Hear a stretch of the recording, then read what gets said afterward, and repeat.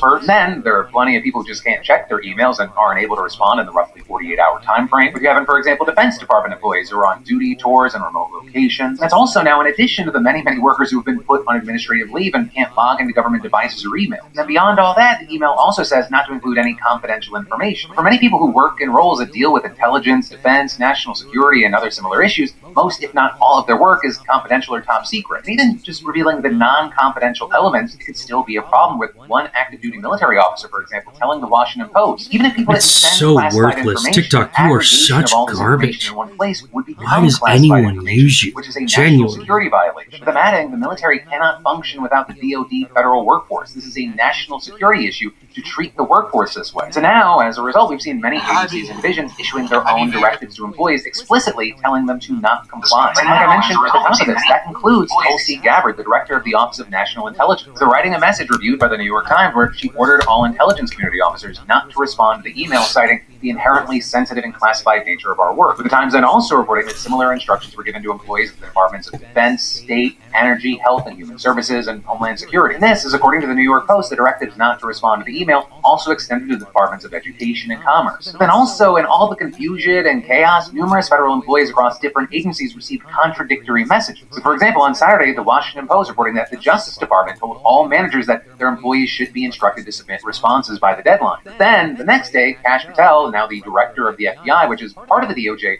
wrote a letter to all agency employees telling them to pause any responses and explain it. The FBI, through the Office of the Director, is in charge of all our review processes and will conduct reviews in accordance with FBI procedures. And this is Health and Human Services employees were also allegedly given one instruction and then told later to pause and wait for guidance. Workers in agencies under DHS, including the Secret Service and the Cybersecurity What to play as? Security Agency, they were instructed to Choices, decisions. I haven't played as the dog yet. Let's play as the dog. Didn't even think that the email was real at first, with leaders at the National Oceanic and Atmospheric Administration initially sending a message to some staff saying it is possible that this new message sent outside of normal business hours was sent in error and or is a phishing attempt, right? Instructing them to not respond until the message could be verified as authentic. And as if this could not get any more confusing, it's also been reported that the email made its way into the inboxes of people who weren't supposed to get it at all. Or this email was just meant for the executive branch, but sources told the Washington Post that some judges and judiciary staff, they received it as well, despite the fact that they literally work in the judicial branch. So unsurprisingly, Musk's post and the OPM email, they've generated a ton of backlash. Where you had unions that represent federal workers and Democrats slamming the move, echoing the widely held legal consensus that Musk's threat is illegal and urging more departments to tell their employees not to respond. With one of the most notable responses coming from Senator Tina Smith, who got into a heated back and forth with Musk after tweeting, "This is the ultimate dick boss move from Musk, except he isn't even the boss, he's just a dick." And adding, "I'm on the side of the workers, not the billionaire asshole bosses." But this also is very significantly here, we even saw some Republicans chiming in. For example, Senator Lisa Murkowski calling the request absurd and defending government employees, writing on X. If Elon Musk truly wants to understand what federal workers accomplished over the past week, he should get to know each department and agency and learn about the jobs he's trying to cut. And beyond that, you also had at least one Republican lawmaker questioning the legality, with Representative Michael Lawler telling reporters, "I don't know how that's necessarily feasible. Obviously, a lot of federal employees are under a union contract." Right to that point, just this morning, we saw unions representing federal employees bringing a lawsuit against Musk's resignation threat, with them arguing that it violated procedural requirements under the Administrative Procedure Act. But still, throughout all of this, Musk has continued to double down, continually making posts reaffirming his support for the initial threat. And as far as how Donald Trump has responded to all this, he initially indicated his support with a SpongeBob meme making fun of the outrage, which I know it's 2025, but what a fucking cursed sentence. But you also had Trump taking a firmer non-meme stance during a press conference with French President Emmanuel Macron this afternoon. I thought it was great, because we have people that don't show up to work and nobody even knows that they work for the government. So by asking the question, tell us what you did this week, what he's doing is saying, are you actually working? Okay, I can summon trains. Good to know. Can I summon another train? I can summon another train. Look at me go summoning a train. I think it was actually, there was a lot of genius in sending it. We're trying to find out if people are working. And so we're sending a letter to people, please tell us what you did last week. If people don't respond, it's very possible that he understands so little. Or they're not working. There, you had a reporter following up by noting that some agencies instructed their employees not to respond despite Musk's threat, and asking Trump whether he has concerns about the disconnect. But then Trump responding by falsely claiming that only agencies concerned with confidential matters of security had taken those steps, and added, and they don't mean that in any way combatively with Elon.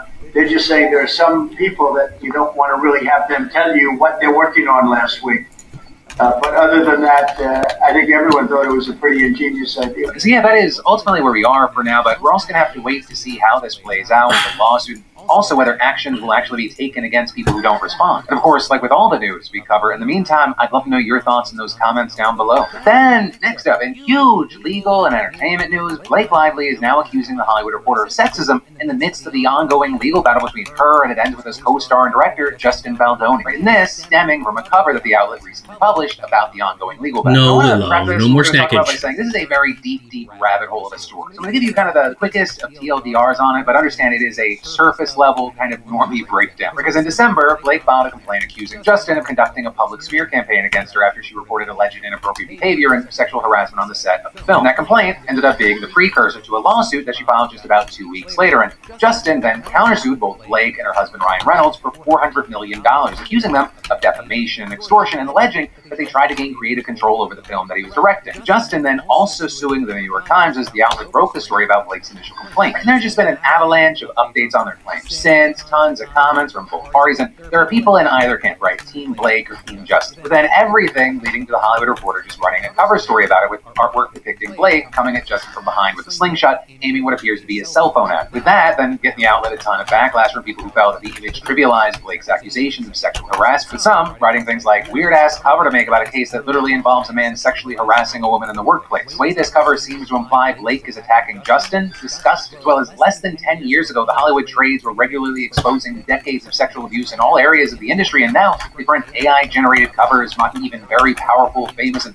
wealthy victims of sexual harassment. Though there, while it is not the main thing that matters here, it is worth noting that while several posts accused The Hollywood Reporter of using AI to make the cover, artists behind it denied using AI. But regarding the main aspect of this news, the biggest name to condemn the cover was Blake herself, because over the weekend, a spokesperson for her told E! News, The Hollywood Reporter should be ashamed of itself, saying the framing in this picture is outrageously insulting as it plays into every sexist trope about women who dare file a workplace complaint, turning them into the aggressor and suggesting they deserve the retaliation that comes their way. And as far as what is actually in the article itself, it ends up spending most of the time questioning if this rift has less to do with gender equity and power dynamics and actually stems from a religious clash. With it diving into Justin's belief in the Baha'i religion, noting that many higher-ups at his Wayfarer production company are part of the same faith, with them also reporting that they bring their faith into industry meetings and claiming that they made their religion very present on set as well. The story at the end then questioning if both Blake and Justin could be right in their individual fights and perspectives on the situation. Right in there, Blake's rep said that it was offensive to suggest that Blake's complaints merely stemmed from cultural misunderstanding. Then also with this, I want to note that while people on Blake's side saw the cover story as an attack on her, then also had some people on Justin's side seeing it the other way, viewing it as a religious hit piece or at least a general attempt to boost Blake's image. We also saw some on Justin's side applauding the cover, seeing it as a Hollywood institution turning on a Hollywood power couple. So we'll say none of this is surprising, because like with every single update that we've seen with the story, there are just tons of different takes from both sides, depending on where you go on the internet. Or with both teams generally viewing each headline as their side being maliciously and unfairly attacked, or as proof that their side has been right the whole time. But really seeming like people are pretty firmly on one side or the other, right? Again, Team Justin or Team Blake. And The Cut even just did a report noting that you can see that a lot of tabloids are even appearing to take sides of their own in their coverage. We're seeing some are fast to report what Justin's team's saying or what Justin's feeling, and others about Blake's side of the story. And so with this likely being far from the last time that we hear about this case, I really would love to know what your thoughts are. So whether it be about the cover story today and the reactions today, or just the whole situation in general, I'd love to hear from you. And then we'll get to more news in just a moment. But first, if you were born after 1970, there's a good chance your first razor was a multi-blade. And notably, since then, 2/3 of men expect irritation when shaving, which, just means that we've accepted face burn. And this is how about 2 billion plastic razors are going straight into landfills every year in the U.S. alone. But then with that, enter Henson Shaving. The thought leader is focused on what matters, a skin-healthy shave. Right? I mean, I've been using Henson long before they became a sponsor. After my first shave with this razor, no joke, it was the healthiest shave I've ever had. You see, most razors, they let the blade wobble, and with that, would you want your kitchen knife flexing while cutting? No. And Henson's razors are precision engineered, and the same Canadian aerospace shop made parts for the frickin' Mars rover. These blades, they extend 1/1000th of an inch, securing a stable, skin-friendly shave. And this razor, it lasts. What's up, Kane? You spend only $3 to $5 a year on replacement blades. There's no subscription fees. What's going on in the land of you? So y'all just head to HensonShaving.com/DeFranco to pick the razor for you, and use code DeFranco to get a pack of 100 blades free with your razor. That's enough for 2 years of shaving. Just make sure you add it to your cart. There's a free pack of 100 blades when you head to HENSONSHAVING.com/DeFranco or scan the QR code on screen, and use code DeFranco. But then, next up today, we have news that begs the question, what do you do when the very people who are supposed to care for you instead imprison you, gaslight you, and exploit you for money? But with that, apparently one of the main answers is sue them into oblivion, because that is exactly what's happening to the Psychiatric Institute of Washington, which notably is the only for-profit psych hospital in D.C. While this whole situation involves a lot of huge allegations, this lawsuit specifically focuses on one particular plaintiff, simply known as Jane Doe, with it stating that last April, Jane Doe got into an argument with her soon-to-be ex-husband and then went for a walk to calm down. But then with that, her husband reportedly told the police that she was suicidal and had borderline personality disorder. In this, even though according to the lawsuit, neither claim was true, but still, the cops reportedly surrounded her, handcuffed her, and took her to the city's 24-hour behavioral health crisis center, where a physician reportedly spoke with her for less than 5 minutes, and then after telling her she needed to spend time with her emotions, involuntarily committed her for the night. Now with that, reportedly around 9 p.m., a nurse observed that Doe was calm and denied suicidal ideation. But then, that same night, a different doctor, who she reportedly had never met, transferred her to the psych hospital for a 7-day involuntary commitment, leaving her stunned and terrified. And so off she goes, reportedly restrained in an ambulance, and when she gets there, she meets a resident psychiatrist, with that doctor then reportedly describing her as calm, cooperative, and engaged in conversation, with him notably adding that she was very future-oriented and had a strong desire to live. And they actually also noted that she didn't have any psychiatric history except for a diagnosis of adjustment disorder that she said stemmed from stress. And in fact, the doctor's assessment of her was glowing, with him observing a linear and logical thought process, no delusions elicited, denial of suicide, no hallucinations, alert and oriented to person, place, and situation, above average intelligence, good judgment, and good awareness. So that doctor, they reportedly lacked the authority to discharge her, and the hospital just kept Doe committed, with them despite that previous assessment determining that she had a severe disturbance of affect, behavior, thought process, or judgment. So that day and the next, the suit alleges that she received no therapeutic treatment whatsoever, not that she would have needed it if her account is true. Also, on the note of trying to get some help, Doe said that she actually asked to call an attorney, but was told that her unit didn't have a working telephone. But then later, a doctor reportedly writing a progress note that claimed that she was disheveled,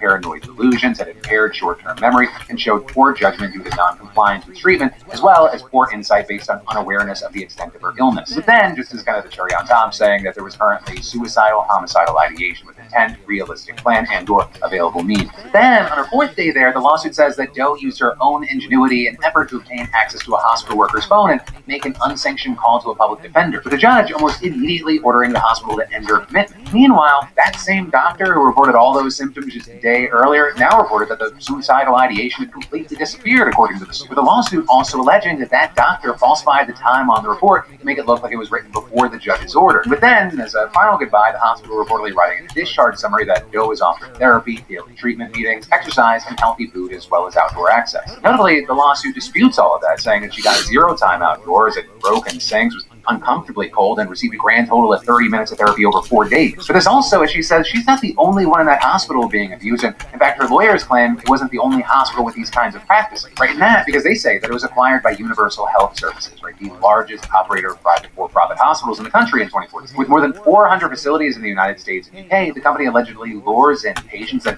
involuntarily commits them regardless of whether it is medically necessary, just to squeeze insurance payments out of them. With the lawsuit also citing a 2023 earnings call here in which United's chief financial officer reportedly said that, quote, increasing occupancy is the most significant opportunity we see in our behavioral business, as well as referencing another call in which he reportedly acknowledged a corporate strategy of simply admitting patients whose insurance will pay us more. And for some additional context here, these allegations aren't even new. I mean, in 2020, the company and one of its facilities in Georgia agreed to pay $122 million to settle very similar claims, including that they billed for medically unnecessary inpatient behavioral health services, billed for services that were not delivered, and paid kickbacks to federal healthcare beneficiaries. And so now with all this, you have DC's Deputy Mayor for Health and Human Services telling the Washington Post that in less than 5 months, the city has reviewed 600 cases, or nearly every involuntary admission to the hospital. In this newest lawsuit, it is trying to rope in thousands of former patients who were involuntarily committed as part of a class action against Unite. Right? And so if that happens, we may or may not see a lot more stories like Jane Doe's coming out in the future. But then, next up in big international news, we need to talk about Germany and their election, because it's very big news, but depending on where you go, it is being explained in a wildly different manner as far as what this means. And where I'll start here is that Germans woke up this morning to a very, very different political landscape after parties on the right won big in yesterday's election. With seeing Friedrich Merz's conservative CDU winning nearly 29% of the legislative seats, while the ruling SPD, which had scored almost 26% of the seats in 2021, is looking like it might get just barely 16%. And so that means Merz is expected to be the next chancellor of Germany, marking a return to power for the CDU, which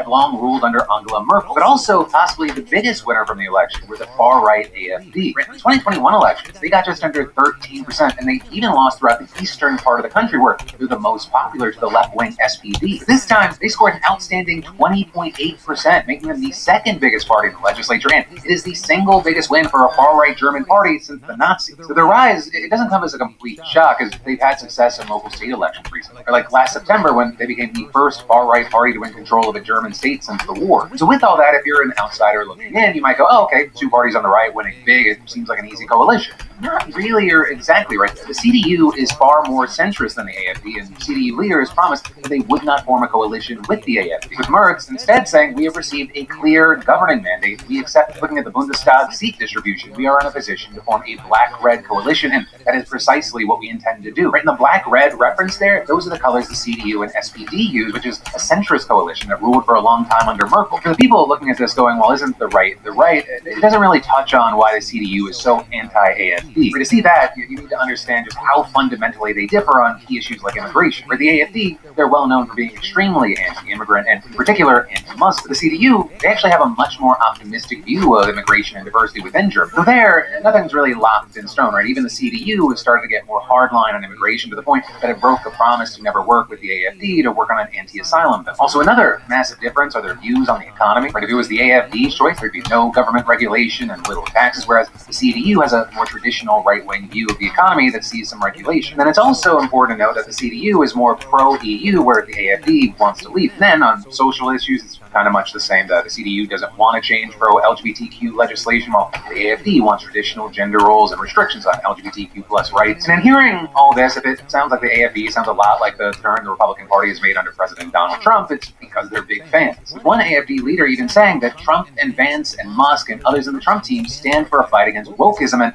for a fight for the freedom of speech, and these are things we can also agree on. And this is folks like Elon Musk. We're not shy about showing your support for the AfD. But if you've opened up Twitter over the past weeks and months, I mean, you've probably seen he's made a ton of posts on X pushing for Germans to vote for the AfD. Also, with this election, I think another interesting thing to touch on are the demographics of the vote, with the short version being the CDU didn't really do that well with young people. And instead, we saw them largely going for either the AfD or the Left Party. The Left Party actually performing better in that demo, even though they underperformed everywhere else. Also, the vote highlighted how differences stemming from the Cold War are still around. We saw the AfD winning every state in Eastern Germany minus Berlin, which itself was split between East and West. This also mimicking differences in things like religion. One of the biggest questions from here is, well, what happens next? In the long term, there are beliefs now that this could show that the AfD is going to score huge in the 2029 elections, which led to Merz saying, this election might be our last chance to restore public trust. But as far as the here and now, right, in the short term, Merz is likely to be chancellor, and he hopes that a power-sharing agreement with the SPD will be made by Easter. But also, possibly one of the biggest shakeups from this election will be what happens internationally. Because if you hopped online, Trump seemed to be very pleased by the results, saying, looks like the Conservative Party in Germany has won the very big and highly anticipated election, saying, much like the USA, the people of Germany got tired of the no common sense agenda. The thing I'll say there is that the Conservative Party there, and specifically Merz, they don't seem to like Trump very much. But following his victory, he came out and bashed the Trump administration for being so blatant about its support for the AfD. And on top of that, Trump has shaken Merz's former belief in NATO, with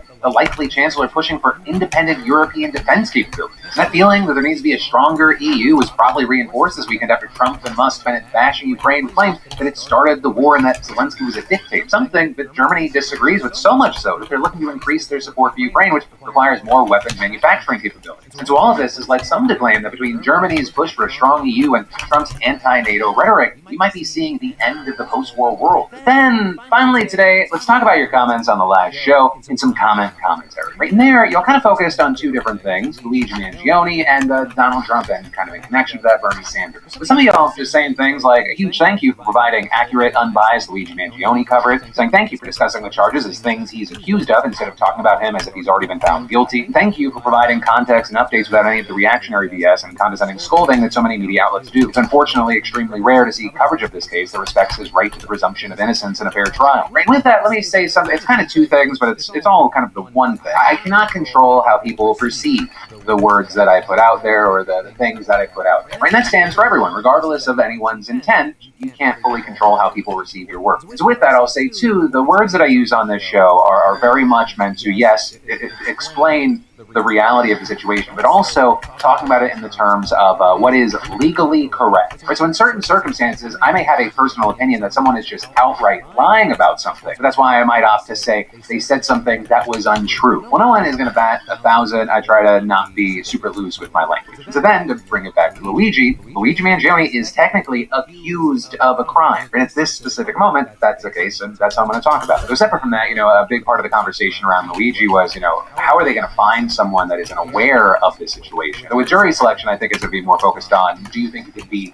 unbiased? And there we have people saying things like, what's going to be hard for the prosecution for Luigi might be finding a juror that hasn't been screwed by a health insurance company. So there we saw some replying saying, it's worse than that. Nobody in my family has been screwed by an insurance company, but I'd still side with them. But then, like I said, there was a lot of conversation around Donald Trump, right? Because he had just done the King Instagram post, and he called Zelensky a dictator. The top comment on the video reading, having your president even jokingly say, long live the king, should not be taken kindly in the U.S. So of course, that wasn't without some pushback, but some replying, the king of trolls making Dems crazy is hilarious. Which touches on the classic back and forth we see all over social media. One side saying, when he says it, believe him. He starts by joking and then he does. Whereas many of his supporters argue, no, he's just trolling to make people crazy. So there, as we saw at CPAC, there is a growing number of people that literally want him to run for a third term. So moving on to the Russia-Ukraine of it all, you had some saying, Bernie Sanders just loudly called out everything around Russia and Ukraine on the Senate floor in a way I very much hope gets heard by many on both sides of the aisle. Which I will say, I think Democrats would be smart to look to Bernie Sanders and go like, oh, maybe that is a potentially winning strategy. Right? He's out there speaking, talking to real people that feel fucked by this administration, but really trying to grab onto some of the energy there. Meanwhile, a lot of congressional Dems are just polling horrifically. Right? A lot of their own supporters what think you they're link to something. What do you link to again? Now there, we've seen the likes of Hakeem Jeffries saying, I can't swing every pitch that's coming our way. There's too many things happening. We have to, really just focus on the big stuff. But I don't know. So far, it seems like a losing strategy. But who knows? Maybe we're just in the middle of the Democrats pulling off some 5D chess, a rope-a-dope bullshit. But no, it just feels like they're getting punched in the back of the head. But then the rest on this topic is really focused on Zelensky. With y'all saying things like calling Zelensky a dictator and saying Ukraine started the war while also in the same breath saying we paid the most to them and excluded them from peace talks is wild. As well as Zelensky is more of a leader of the free world than Trump will ever be. Saying UK stands by Ukraine, Slava Ukraine. As well as I am Russian and I audibly gasped when I heard the absolute lunacy Trump was spewing. So then finally to bring everything back around and just tie this section off with a bow, Ed Silver saying, great job Trump. You just made the perfect case for why Luigi Mangione can be eligible to run for president in 2028. With that seeming to reference Trump saying he who protects his country commits no crime. But that, my friends, is the end of your Monday evening, Tuesday morning dive into the news. And I'll just ask you to remember two things. One, remember to... Hello, everybody, and welcome back to Craft of Exile. I'm going to go ahead and call it here. Not much going on, so have a good day, guys. Any others with your friends? Check out Apex Hosting and use code CaptainSparkles or go to the link in the description and get 25